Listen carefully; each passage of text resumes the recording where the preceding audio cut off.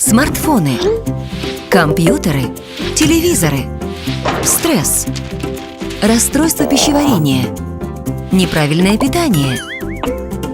Современные люди находятся под влиянием этих условий. Увеличивается число людей с плохим зрением.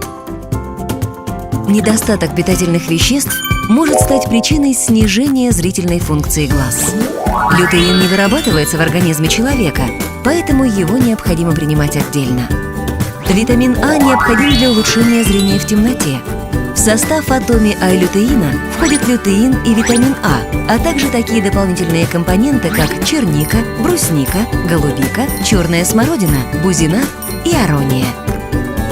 Если у вас снижается зрение из-за возраста, если вы часто водите машину в темное время суток, если вы проводите много времени за компьютером или за телевизором, попробуйте атоми-А-лютеин для здоровья ваших глаз.